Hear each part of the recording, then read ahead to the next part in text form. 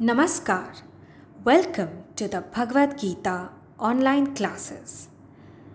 Jayaji will inspire audiences across the US from April 7th to May 4th. Ensure you make the most and attend an in person talk near you. Invite your loved ones in the US to experience the wisdom firsthand. We will share a special message with the full tour details in the WhatsApp community after today's webinar. Forward it to your circle of love and help spread India's spiritual legacy. I request Jayaji to continue chapter 3.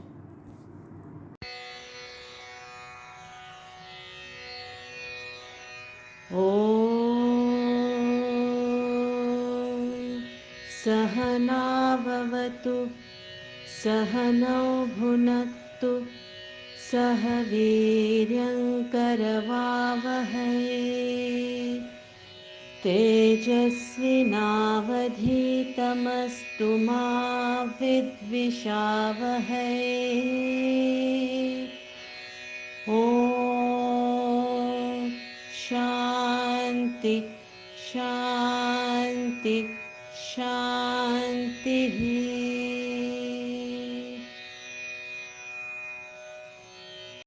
श्रीभगवानुवाच लोकेऽस्मिन् द्विविधा निष्ठा पुरा प्रोक्ता मया नघ ज्ञानयोगेन साङ्ख्यानां कर्मयोगेन योगिनाम्. Sri Bhagavan Uvacha, Krishna answers Arjuna's question. Arjuna's question was, when you speak so highly of knowledge, why are you asking me to plunge into this ghora karma, this horrible, terrible action of fighting my own guru, of killing my own patriarch of the family? So he asked Krishna to tell him one definite path to follow. Knowledge or action? So here is Krishna's answer. He says, O Anagha, sinless one. Oh, this is the most fabulous concept. Anagha means pure, without sin. Krishna is addressing Arjuna as a sinless one. Krishna knows Arjuna. Krishna knows all the faults that Arjuna has. He's not a man of perfection. He's an ordinary person. A prince, no doubt. A prince of outstanding caliber, but nowhere near perfection. Then how does he call him sinless one?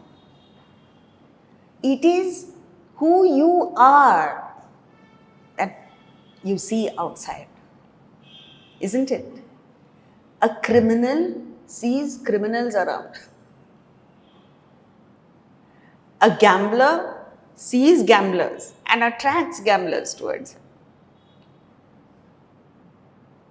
A cheater sees everyone as cheaters, not because they are cheaters, because he is projecting his nature onto others. Similarly, Krishna, a purified person at birth, stainless, an epitome of purity. When he looks out into the world, what does he see? He sees purity.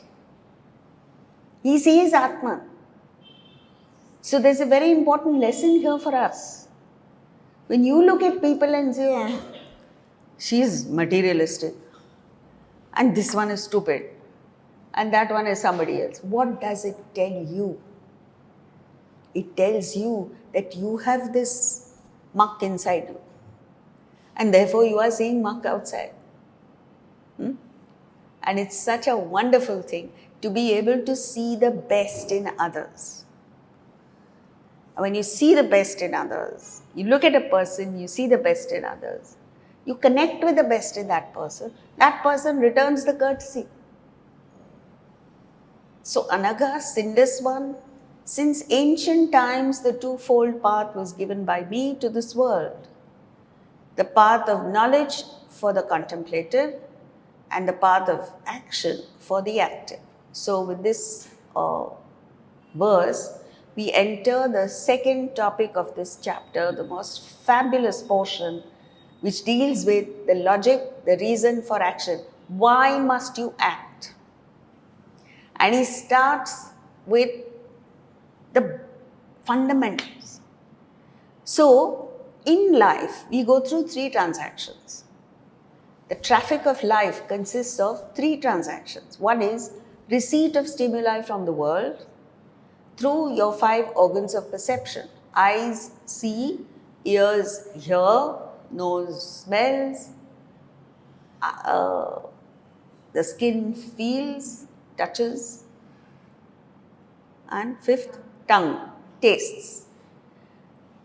So, these stimuli enter you, this is called receipt of stimuli. They are then transmitted to the sense centers of your mind, where there is a reaction between the stimulus that has entered you and the desires of the mind. So, the stimulus being the same, reaction in different people is different. Why? Because the desires are different. So then, depending on the reaction, you send out responses back into the world, you act.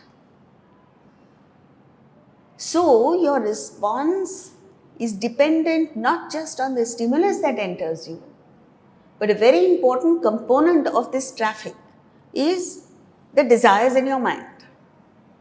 Now, broadly speaking, there are 2 categories of people. One, with a lot of desires, this is the vast majority of humanity. As a result of this, what happens is you are reacting to and responding to almost every stimulus that enters you. And a small minority of people who have very few desires and very refined desires, purified desires. These people have desires only to get to the state of realization, to serve humanity, to serve the Guru. That's it. They have no selfish desires. So now let's watch. When is the final match, cricket match? Tomorrow? Sorry? 9th. Okay? So we've all experienced that. It's so frustrating. You go sit before the TV because you want to watch the match. And then a whole lot of commercials come. So now watch what happens.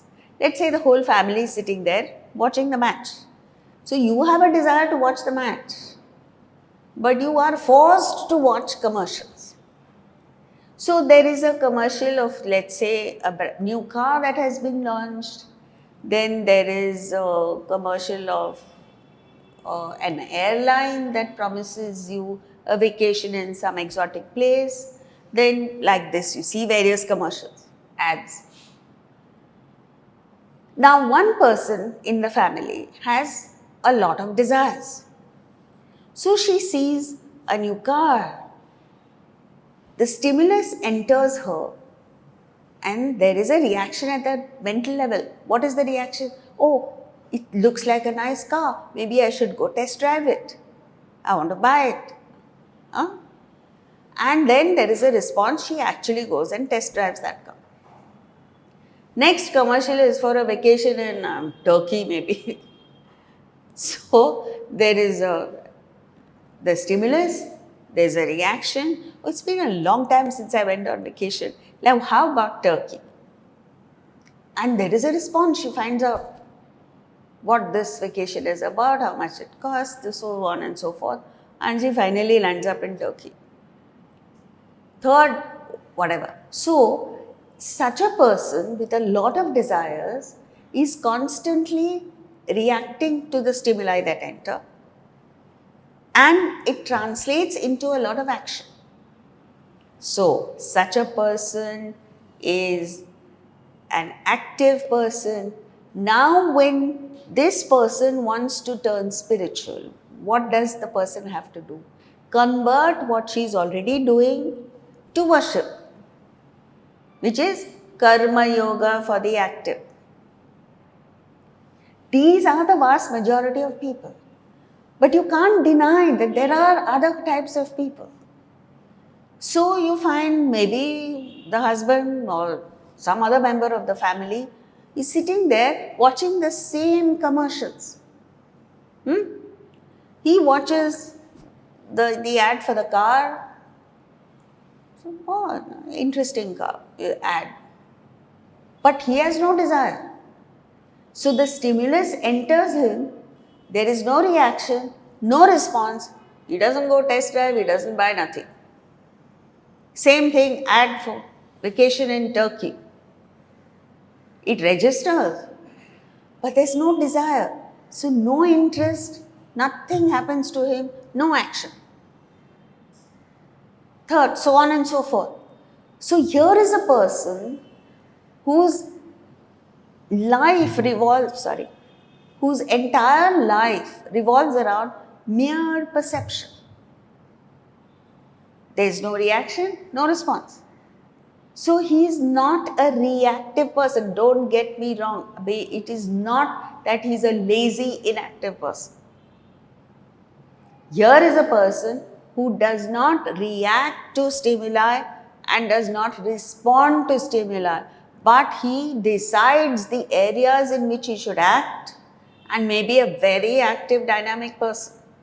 You see the difference? One is being reactive and responsive to stimuli. Then you are a person who is dependent on the stimuli. Your actions are dependent on the stimuli. Your whole life revolves around stimuli. The other person switches off from stimuli because he has no desire. He decides what kind of action to perform and he performs those actions brilliantly. But the bulk of his personality in this traffic of life revolves around mere intake of stimuli. Such a person is a contemplative person. A person who reflects, who thinks, who analyzes, who just doesn't jump into action. And he leads a life that is far more meaningful than that reactive, responsive person. That's why you find people suddenly coming and saying, "Oh, where are you?" "I'm in Greece." "What are you doing there?" "Vacation." Then next, "Where are you?" "Boston." "What are you doing there?" "Oh, my cousin was there and her niece was getting married, so I decided to come to Boston." Third, "Where are you?" "I'm in Prayagraj." "What are you doing there?" Once in 144 years the Kumbh Mela starts. How can I not be in that action? So I am there. Is that the purpose of the Kumbh Mela? So it's like this. Here is a person who's jumping from one experience to another. There is no sense of direction in her life. There is no goal in her life. She's just flitting like a butterfly from one thing to another. In the end of life, she achieves nothing. So, since time immemorial, since ancient times, the twofold path was given by me to this world. So take an example, take two test tubes. In one test tube, there is no chemical, it's empty. In another test tube, there is already a salt there, some chemical. And you're in a chemistry lab, you remember that? All of us went through school, that much basic we did. And you introduce an acid into even the concentrated acid you put in that empty test tube, what will happen? Nothing will happen. Peace. The other test tube, you better watch out, be careful. Put just one drop of acid, there is a strong reaction and there is an effervescence. That's why we say be careful, because it comes out of the test tube. Most of us are like that.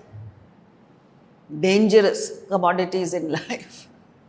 There is a constant reaction constant effervescence. You should be a mature person. You must decide what action you have to take. But anyway, you happen to be the active type, convert the activity to worship. That is Karma Yoga. That is how you will evolve in life. But if you are already a contemplative person, then you convert perception to worship. Jnana Yoga. Yeah. If a person evolves being move from Karma Yoga to Jnana Yoga, is that evolvement you talk about? Yes. A person with many desires, if he performs Karma Yoga in the right spirit, then the number of desires reduce. So at some stage, he will get to the contemplative stage. So the first step is Karma Yoga, then Jnana Yoga, then Uparati, Dhyana, Samadhi.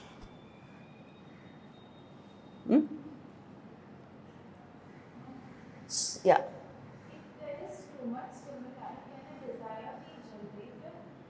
No. The question is, if there are too many stimuli around, can a desire be generated? The answer is no, provided you have no underlying vasana. See, I'm glad this question has been asked. This is a very good question because most of our desires are at a superficial level. So, the stimulus comes, if you have a desire, you react, you respond. But there are desires that are very deep rooted, vasana level.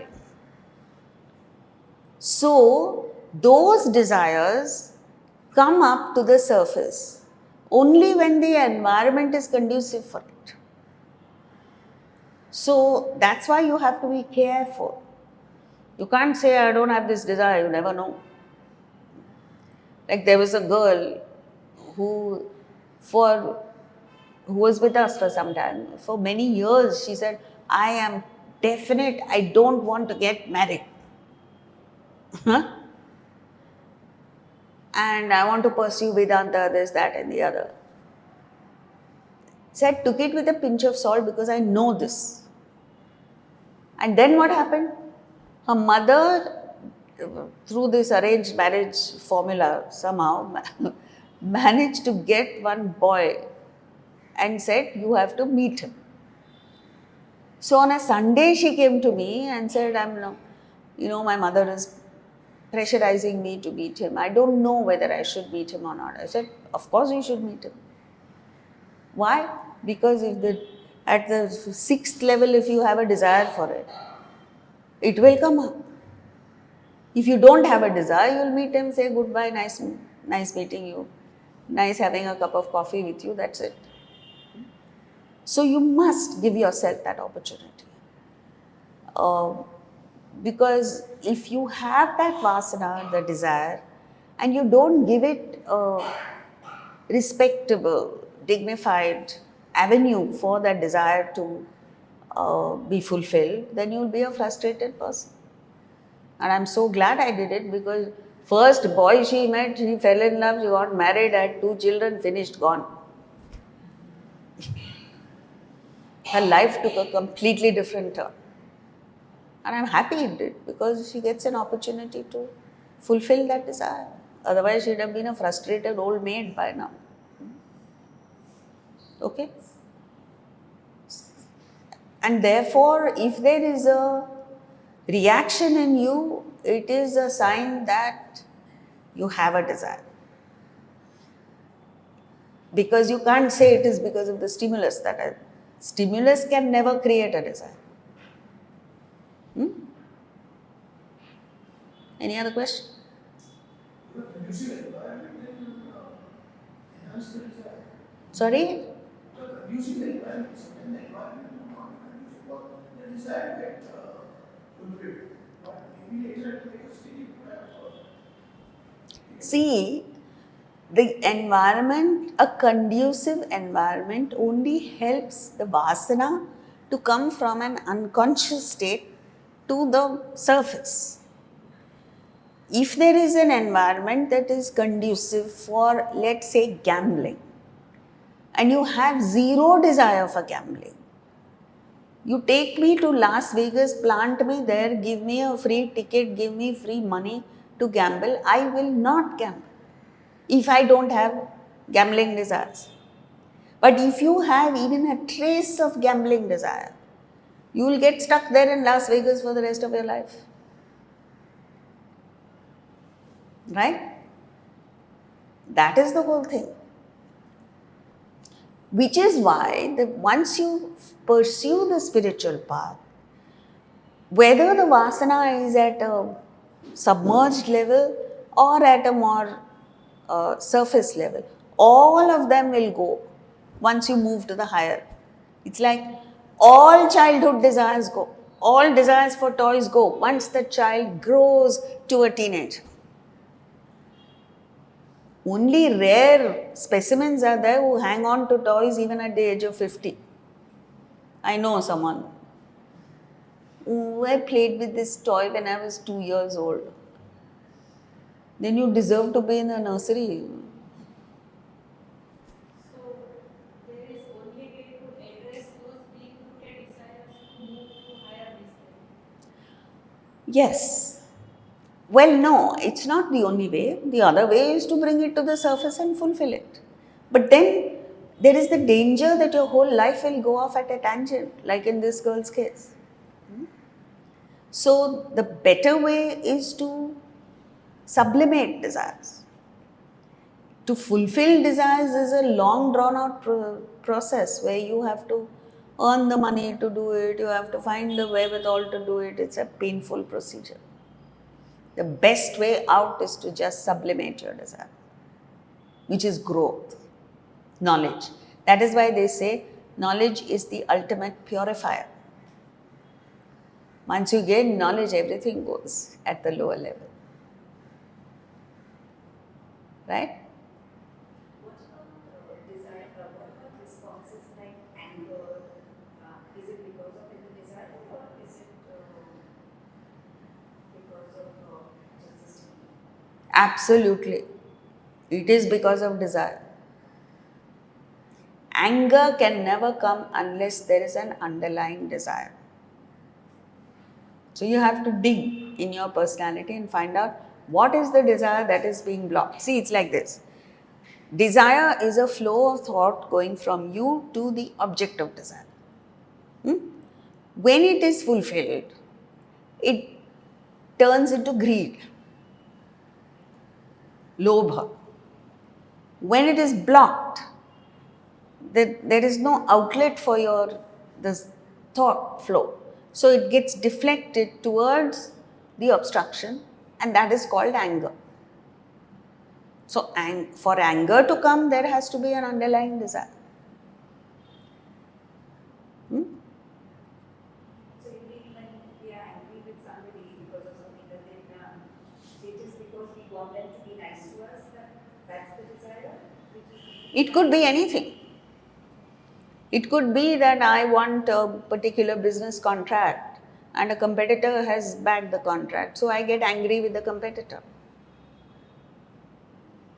Because my desire for the contract has been blocked. So it has nothing to do with the person actually or the situation. It has something to do with my desire for something else maybe.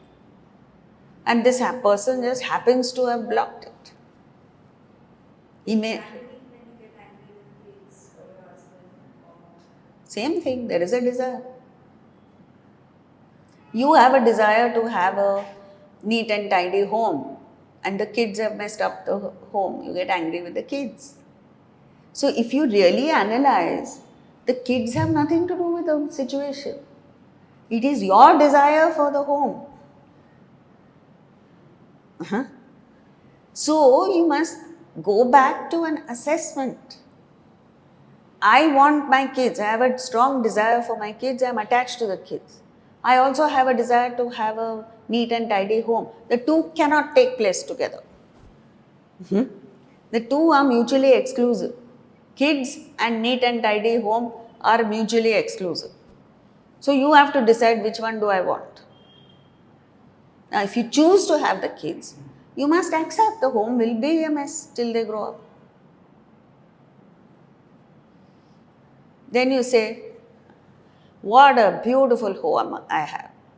Children and a messed up home. Accept it. Then you won't get angry. Now, if you get angry, then you are entertaining two desires that can never be fulfilled together. But we don't, there is no logic in our mental functioning. So you end up frustrated both ways. Then the kids go on vacation or they go to America for their education and the house is all neat and tidy. But are you happy? No, I'm missing my children. Whole life you complain that they have messed up your home. Now you have a neat and tidy home. Now why are you crying? So you just mentioned that to sublimate a desire is a better way of tackling it rather than fulfilling it. So can you elaborate a little on that for an understanding? Like, in light of this example of the girl and the baby that baby said that she went home. So how do you sublimate the desire? Yeah, see, there are certain strong desires that you have that are not possible to sublimate. You have to go through that experience. One of which is marriage. But even that can be sublimated if you have a very powerful desire for something else, like Madame Curie, for instance, had a very strong desire to do research in physics and she won 2 Nobel Prizes. What a brilliant woman. Now, in her life, marriage, children, all of that are a positive impediment. So, in her case, I would say sublimate the desire. You get it? Similarly, a person who has a very strong desire for self-realization, getting to the state of self-realization, like Nachiketas. The Lord Yama offered him heavenly damsels and he had the guts to say, you keep them, Lord Yama, give me Brahma Vidya. There what has he done? Sublimated. He hasn't gone through that experience. But in most cases, now these are exceptions, these are people with a very strong higher ideal. But in most other cases, you have to go through that because you have a desire.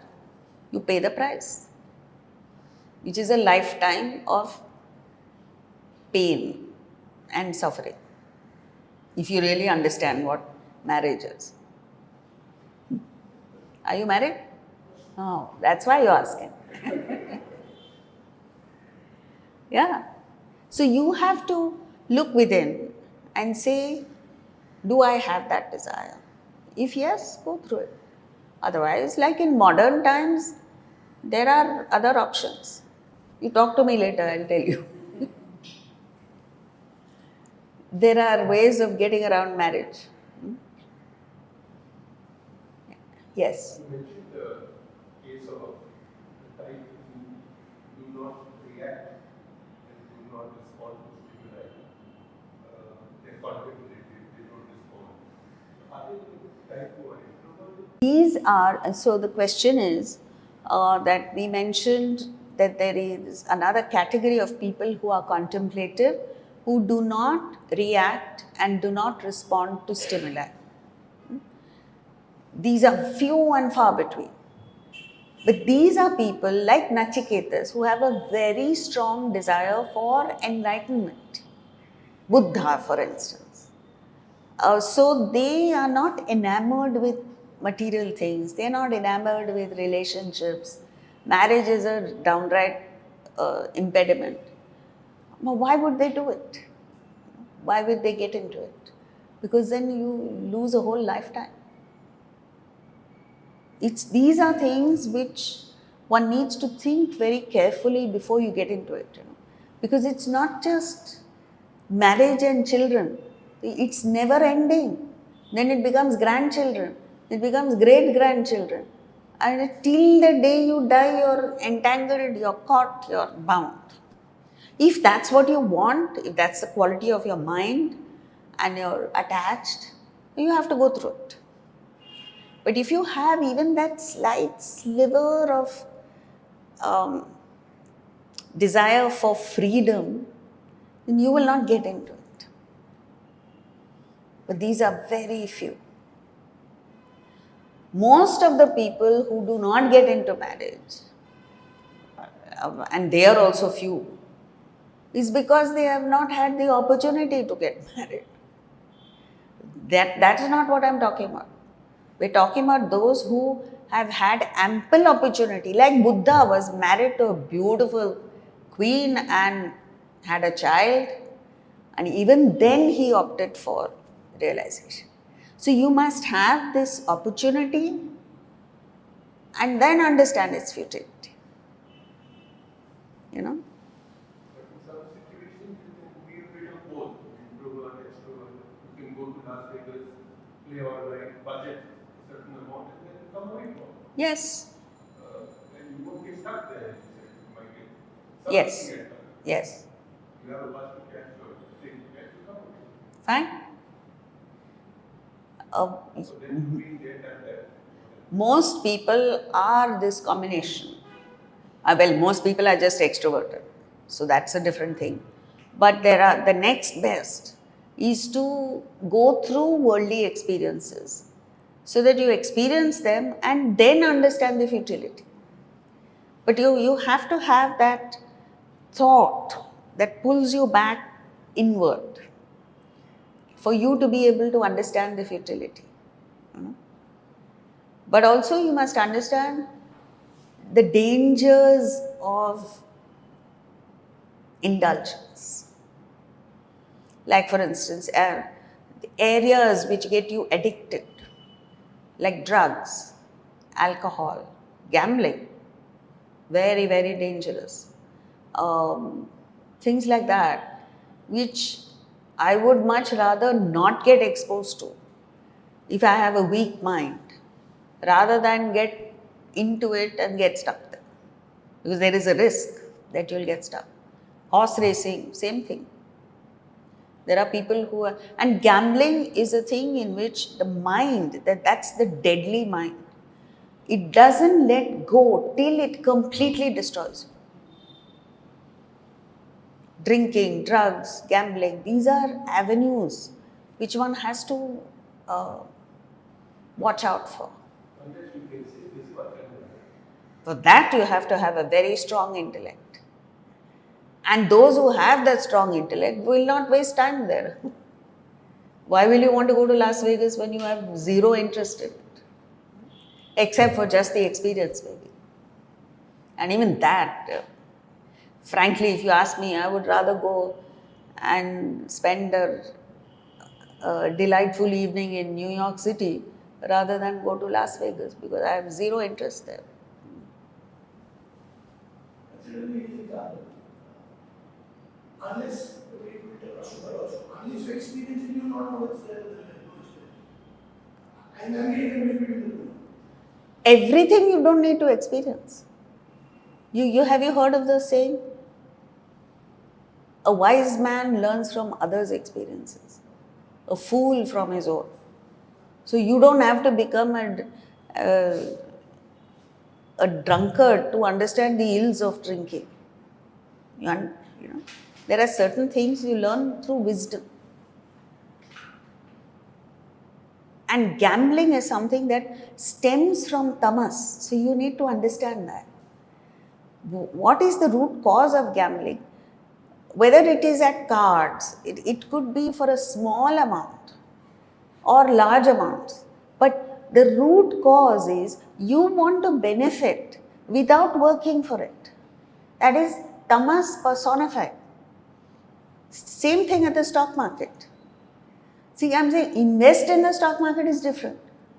But you're gambling in the stock market, which stems from the attitude that I don't want to work. You work, I will bet on you and earn money. Then you're doomed, because see, gambling is a thing that you cannot benefit from. You cannot profit. The whole system is geared against you. If you're there long enough, you are going to lose. Unless you're an ace crook. That is though even worse. So the attitude itself must be addressed, Like for instance, I will never buy even a lottery ticket because it stems from that tamas that I want to benefit without working. If I want $1 million, I would rather work for it. Why go around buying lottery tickets? So a sattvic person will never opt for that. And these are experiences you don't need to go through, you understand. Similarly, a person who has that wisdom to know the ills of relationships and that it's a mug's game. Right? Why do you depend on a relationship? Because you have the mind that will get attached. Then you have to say, hey, my wife, my children, my grandchildren, my this, my that. You have that kind of mind, you have to pay the price. Go through the fire. Then there's no sympathy for you. But if you understand the ills, then why will you get into it? Then you have universal love for everyone, no? You don't need to particularly have you say take all the rich guys in the world, they have multi-billion-dollar homes and gardens and this, that and the other. Why? Because the root cause is I want my bungalow, my garden, my this. You come to my house, no? I have a 5-acre garden in front. You don't look at me like that. I have. Oval Maidan. Now, as long as I don't want my name on that share certificate, it's such fun. I can enjoy it whenever I want. I don't pay for it. So if you don't have that possessive attitude, you can enjoy anything in the world. You can go to New York and enjoy Central Park. You have a jolly good time there. It's not yours. What does it matter? And yet it is all yours. Who in Bombay city has a 7-acre garden, you tell me, in front of you? I have. You understand? The benefits of not having this possessive attitude. I mind that it must be mine. My name must be on the share certificate. Rubbish. Similarly, relationships. I want my husband, my child, then suffer. Then no sympathy for you. But I'm not saying enjoy other people's wives, please. No, but honestly, then you're free to relate to people, you're free to enjoy a relationship. Without that, why do you want the label mine? And like I said, nowadays there are other ways of having relationships without this bondage. Believe me, it is bhayavaha, fraught with fear. Correct, you got it. And you must be prepared for the repercussions before you sign up. We don't have that, we're sitting there with rose-colored, I will have a husband, I will go for a honeymoon, and honeymoon never starts, never ends also. There is neither honey nor moon in it. Please believe me.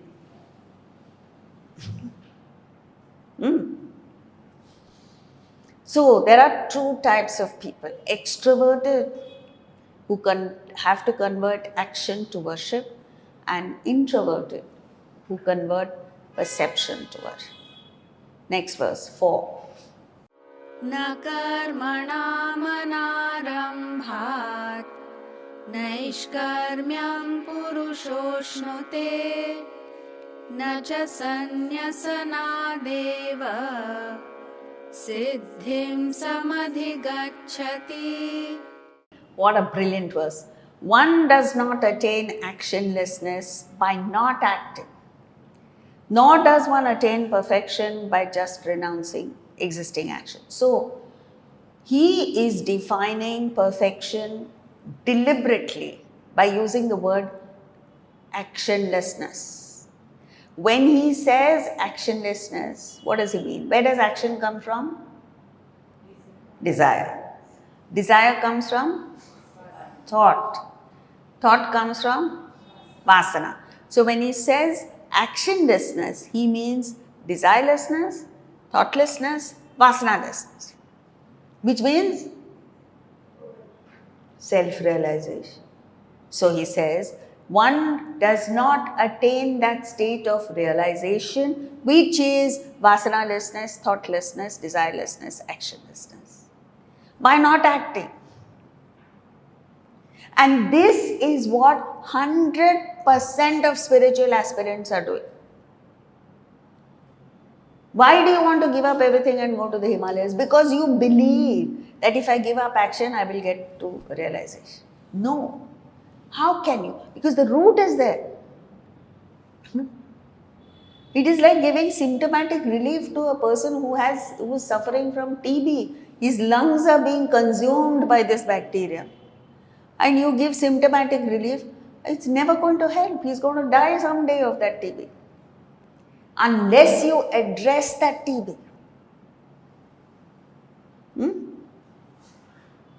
And nor do you reach the state of perfection by renouncing present action. And then he continues in the next verse to explain. So, actionlessness is enlightenment or self-realization. In this context, yes. Because deliberately he is using the word actionlessness. Because that is our concept, no? Give up action. Ask anybody, the other day someone told me, I've given up everything and all I do is meditate. I felt like asking, meditate on what? Given up everything. I sold my business.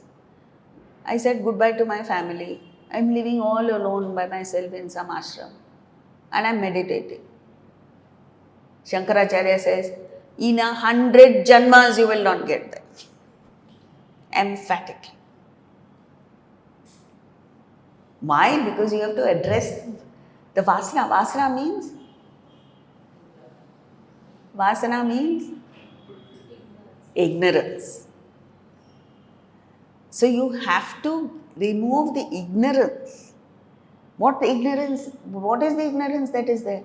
That I am the body, I am the mind, I am the intellect. And you have no concept of Atman. That is the ignorance. Unless you address that, how are you going to get to perfection? Then what is perfection? When you said the extrovert should turn action into worship, that means whatever you do, you offer to God. Is that how you do it? Yes. That is that. And the introverts do it by perception, right? So whatever you see, you say that this is all God's creation. Is that? No. Then how do you do that? That which makes me perceive. That which makes me hear. So when you perceive through your sense organs, your attention goes to the world, that which you are seeing, hearing, smelling, tasting, touching. Here, while it is happening, your attention is not on what you see or hear. Your attention is on that divine power that enables me to see, hear, smell, taste, touch. So the law is, as you think, so you become. Whatever it is that you do in the world, as long as you're thinking of Atman, you're getting there. You will soon become Atman. But this way is the opposite. By merely physically relocating to an ashram or the Himalayas, What is your mind thinking of? Still the world. You'll never become Atman. You'll only become a frustrated individual, because then he talks about it later. What happens to such people? It's a very, very dangerous path to take. It's sort of a switch system, like from extrovert to introvert. What system? It's sort of like you flip over that side from extrovert to introvert. You don't flip. You have to move gradually. How? What is it that makes you an introvert? Huh? What? Reduction of desires. Whichever method you follow, you bring down the desires, then you become a non-reactive, non-responsive person. Then you are an introvert.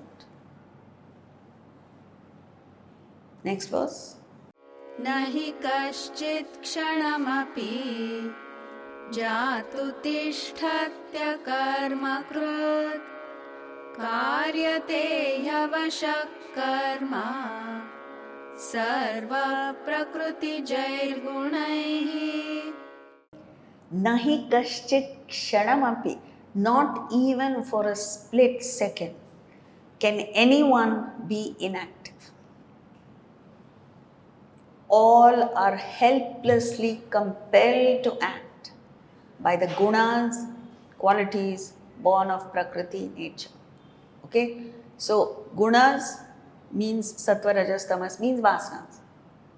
As long as you have vasanas, you are helplessly driven to activity.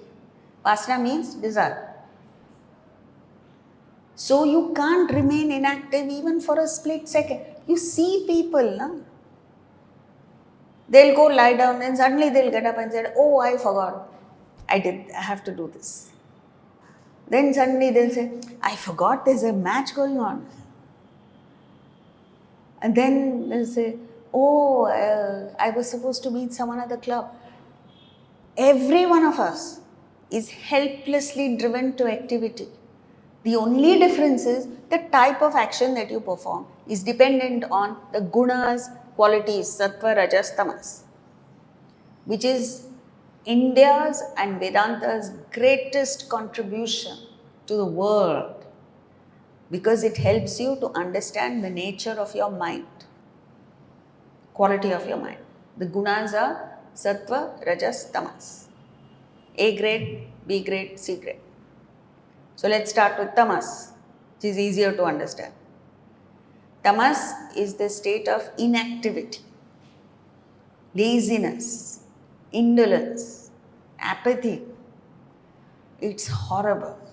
You know, in the afternoon, if you sleep and you're not used to sleeping in the afternoon, you wake up, how do you feel? That is tamas. You don't feel like moving. You're overcome with this tamas, inaction. It's like you may have the most powerful sporting car, a Porsche. Ignition is switched off. However much you floor the accelerator, it won't move even a centimeter. Tamas is like that. You have so much ability, you have skills, you're a wonderful person, but as long as tamas overwhelms you, and extreme tamas is sleep, you're of no use, even to yourself. And all of us have more than our share of tamas. Then comes rajas. The Western world, particularly America, is an epitome of rajas. Everyone is running. They wake up, start running. Everything is to go. You know, this is an amazing thing only in the United States, nowhere else in the world. You go to a restaurant, order something, to go, they'll ask. If you don't know what it is, you'll say, to go means what? Yeah, I've come here, I've not come here to go. To go means you're going to grab the food and run. Why? You have no time to sit and eat. You go to America, they have fancy homes, everything is spick and span. The dining table is the one commodity that is never used because nobody sits and eats. At home also to go. You grab a toast here, you grab a coffee there, and you're running in the house. Restless activity driven by too many desires. So the mind is in a constant state of agitation. You know, I watched a very nice video just before coming here. And it was an American talking to a group of students that were just about to enter Cambridge University. And he was from Yale. So these are all Ivy League universities. And he was giving percentages. He said, you know, you guys belong to a small percentage of people who have the money to spend on your education. Affluent people. But then he was giving the ills. So he was saying, your parents, because they can afford to spend you the best private schools, best universities, where you have to pay large amounts, they are pushing you from the time you're born almost to excel. Huh? So they're driving you, they're pushing you, they're putting pressure on you. And all this translates into, he gave terrible figures. He said, Ivy League colleges, more than 55% of the students are in active, certifiable depression. Why? Because they are pushed. They don't know what it is to be free from pressure. Because you belong to the few, privileged class. You then, after you pass out, then you have to join KPMG and what is that other thing? Goldman Sachs, this, that, and earn fat salaries. And then you have to maintain that. Work 17 hours a day, 18 hours a day to earn money. And at the end of it all, what do you achieve? Depression, loneliness, toxic relationships. And you convince the others who go to public schools, public means government schools and ordinary state universities, that they are inferior to you. This is the system that we are generating. This is Rajas. And then you guys are going to grab the resources of the world. 80% of the world's resources are going to lie with you, 5% of the world. And you consider yourself superior. And you die 15 years before because you have wasted your energies in stress and depression. Is this life? You should ask yourself, because you are all Rajasic people. I hope, and not Tamasic. Huh? You want the privileges of the world. You don't think beyond yourself. That is why whenever we ask you to do little things, like suppose I say, last time I said, I'm going to the US in April, make a list of people you know in the US. See if you can send messages to them. See if they can organize lectures, to which you come and say, oh, my son will come and attend your lecture. Big deal, yaar. That is not what I'm asking. This much you can't do because you're full of yourself. And you will suffer. You must suffer because of this selfishness. Can't think. You do that one little act. Step out of your stupid selfishness and think. Think of what is at stake for you. Because if you don't do this, what is happening is something that you don't even know, you don't want to know. And I don't want to spell it out here because it's being recorded. You meet me in private, I'll tell you what is happening. Every one of us will be alarmed at what is happening. right under your noses, and you sit there and say, "Hey, you deserve it. This is what our forefathers went through." Huh? Why was Kashi Vishwanath demolished and some other structure built there? Because we were fools. Why did we lose all our wealth? Because we were fools. And why are we going to lose now? Because we are fools. The same trait is going on. Because you refuse to think beyond yourself. And I'm including every one of us. If you don't get your act together, if you don't wake up, if you don't do something, you think you're doing it for someone else. No, it's for your sheer survival. If you don't do it, you're not going to survive. And you will jolly well deserve it. So, wake up. 100 years ago, Swami Vivekananda said, wake up. Thousands of years ago, Kathopanishad said, wake up. We are still in deep slumber. And we will be slaughtered like the goats that get slaughtered. That's what you want, right?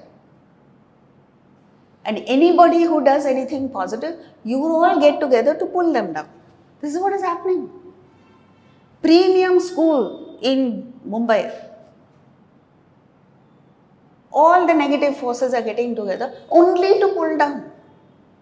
You want to destroy institutions, rare few institutions that are doing well, you want to destroy them. What kind of negative, stupid thinking is that? And when you're selfish, this is what will happen. All the negativity will come out.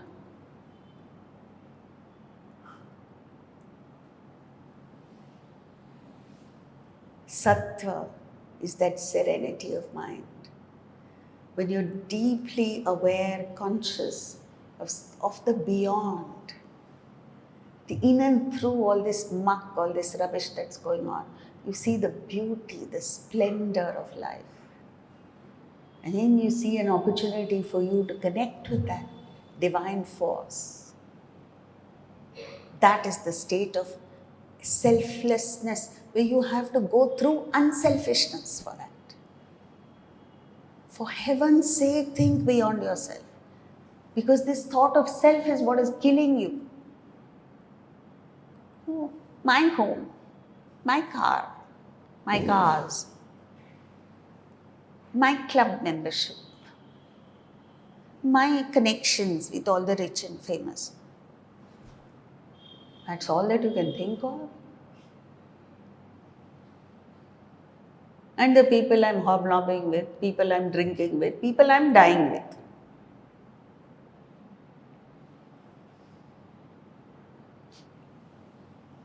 This is the state of, sattva is the state of empowerment, where you think a thing and it happens. Why? Because you're in tune with the divine. How will you understand that if you're only thinking of yourself?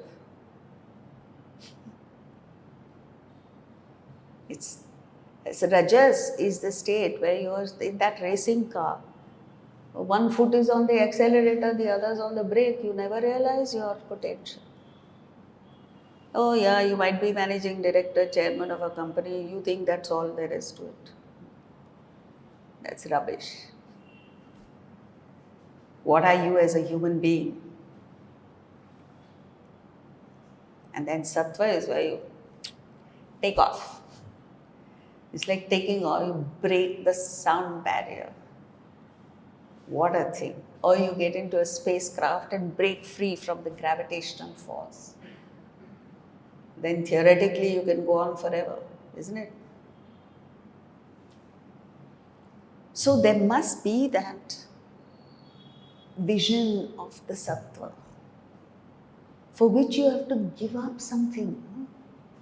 For an athlete to win the Olympic gold, he has to give up so many things.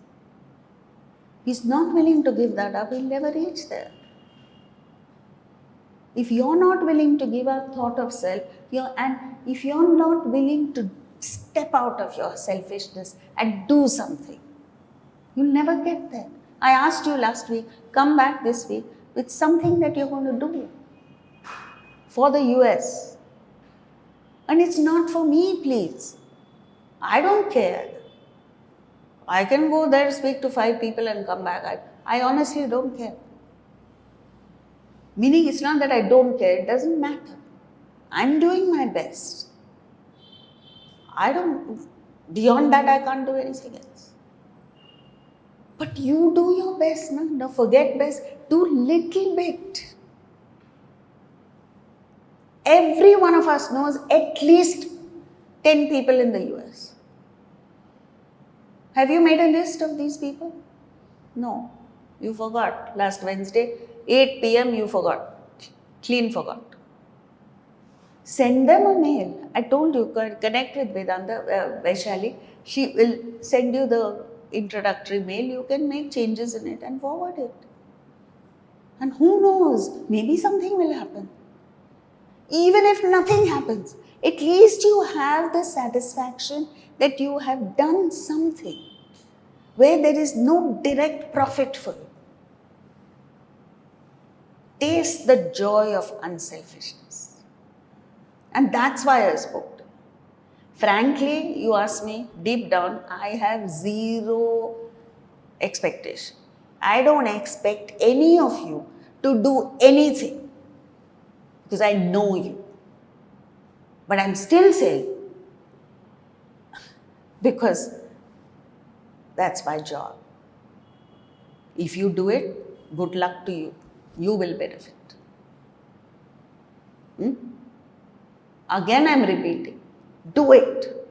So you move from that horrible state of tamas through this imprisoned state of rajas. Taste the joy of sattva. That's all there is. Sorry, I've taken a little more time. Yeah. On this verse, I'm grappling a little bit with this and the previous. It says here the word can remain inactive. The action is given. The previous verse talks about the goodness of actionlessness. And you explain that actionlessness is a form of realization. Right? So the difference between action here, human will, but being active, and this actionlessness, does actionlessness not become tamasya? No. The state of actionlessness is the state of vasanalessness. That's what I explained. So it's not that you don't perform actions. You perform selfless, dedicated, obligatory action. But it doesn't stem from vasana because you've reached the state of enlightenment. That is the action like Krishna performed or Rama performed. We are at the state where we are driven by desire. So because of that, the next verse, 5 says, no one can remain inactive because we have this fuel of desire. So as long as a car has fuel, it will keep moving. You can't stop that. And the quality of action depends on your gunas. Sattva, rajas, tamas. Okay? Clear? Thank you.